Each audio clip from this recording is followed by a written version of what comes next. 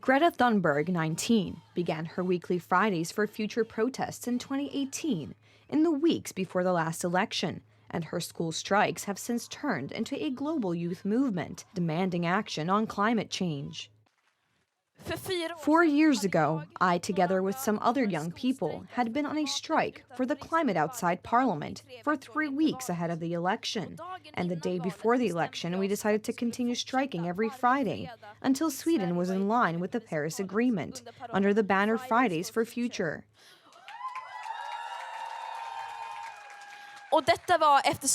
And this is because we realize that our right and duty to stand up against injustice goes beyond parliamentary elections. And the same goes for Sunday. Back then, there were 4 of us. Now, we're in the thousands.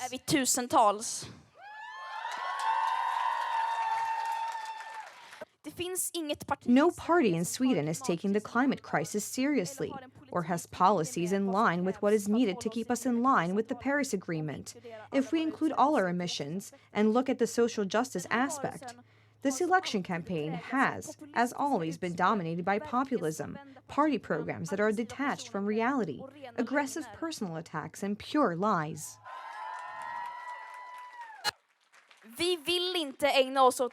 We don't want to be doing this. We young people have not created this crisis, but still it's us that have to communicate it, because those with platforms and so many adults actively choose not to do anything.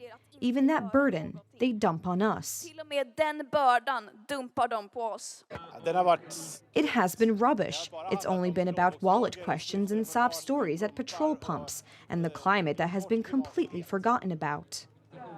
We would have wished that the climate would have dominated the election campaign. Much more and more parties would have come together to say that we need to tighten the climate goals. And that is why we're here today, the last chance before the election to lift the question that the climate needs to be higher up on the agenda. Polls show the left and right blocs are currently running neck and neck.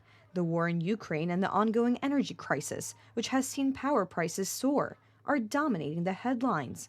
But with just 2 days to go before the vote, welfare, education, and gang crime are also topping the list of voter concerns.